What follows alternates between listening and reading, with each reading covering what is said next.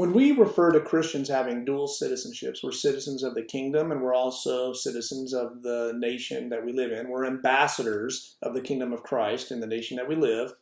Dual citizenship has, and it comes with dual obligations and loyalties. Consider this definition that you can read for your own on the U.S. immigration website. Dual citizenship means that an individual is a citizen of two countries at the same time. Dual citizenship is not something that can be applied for. It is a process that happens when a person becomes a citizen of another country, in addition to his or her country of birth. Dual citizenship occurs automatically for some individuals.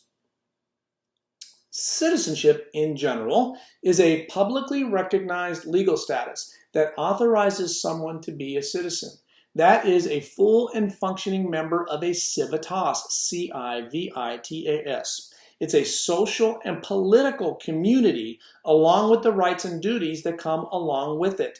Unlike someone who is merely a subject of a kingdom, a citizen participates in the community to help maintain civic order. As we put our faith in Christ, the Bible tells us that our citizenship is in heaven. It's in Philippians 3:20.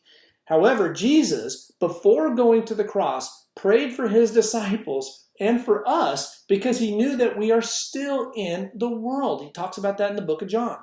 The dual citizenship that we have, it can often leave us struggling.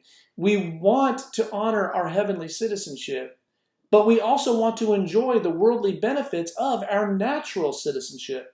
So therefore, don't check out of the world. Remember that you are in Christ and you also live in America.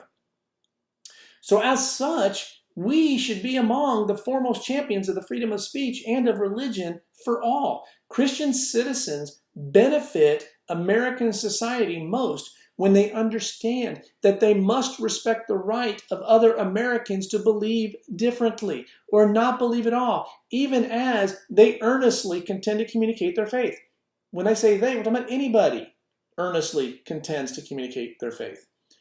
Christians must understand the fundamental reality that creating a tolerant and a fair playing field for Christians means that we have to create one for everyone. And that's what our Declaration of U.S. Constitution allows, by the way. It's people today that are trying to rewrite it and restrict.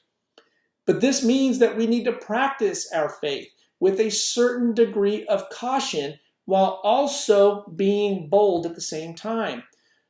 Forced or coerced faith is no faith at all. We cannot force Christianity down people. You can't debate Jesus into people's hearts. So therefore, we should be careful, but also bold at the same time.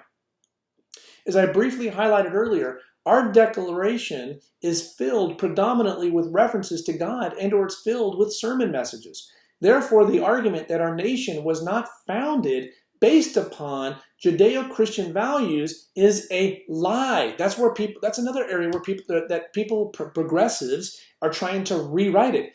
It's because they want to ignore the truth because it doesn't fit their definition of morality and behavior.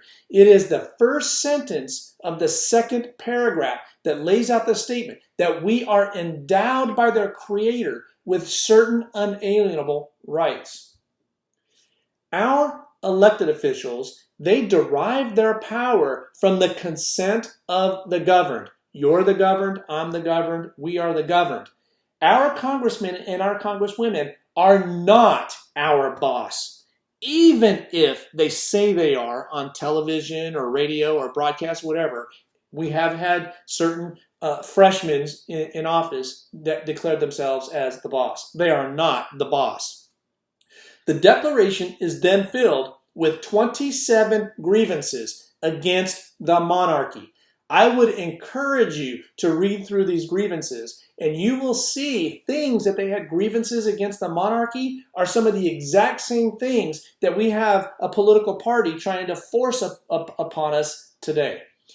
Anyway, each of these grievances violated rights as ordained from God. We have the political party that is trying to take away your God-given rights.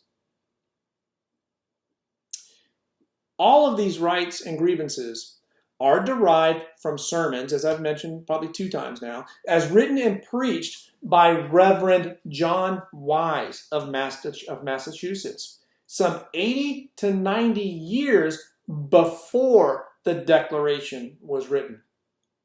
Finally, if we look at the first sentence of the last paragraph, it concludes by appealing to the supreme judge of the world.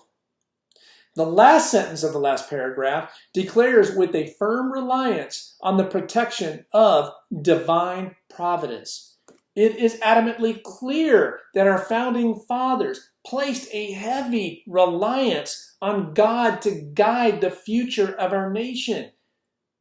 So does any of this matter today? We have people that are saying it was written by old white men, 240 years ago. It does not apply today.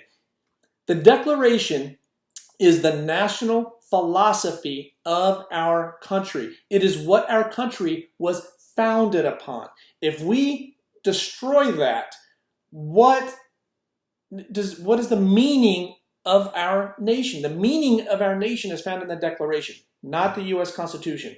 But the Declaration, in turn, it guides the principles and morals that are covered in our U.S. Constitution. So yes, it absolutely matters. If we destroy those, we are destroying our nation.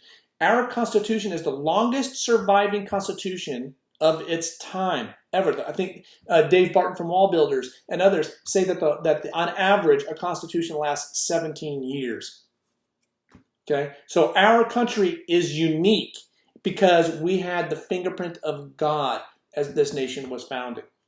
If we neglect or rule out the providence that is the basis of our Constitution, then how can we sustain and maintain our constitutional freedoms? Our forefathers were so concerned about this that they wrote numerous letters of warning and concern about this. Do not remove God from this nation. But those letters and stuff were for another time, and I'm thinking about doing another video series on that later. So if a Christian does not participate or engage in civil affairs, he needs to do it where he is not serving his own special interests. His purposes are to glorify God in his works, to promote conditions in which the gospel may be preached freely, and to serve the best interests of his neighbors by seeking justice for all, by protecting the rights of individuals, and by hindering evil. And we have got evil operating within our nation today.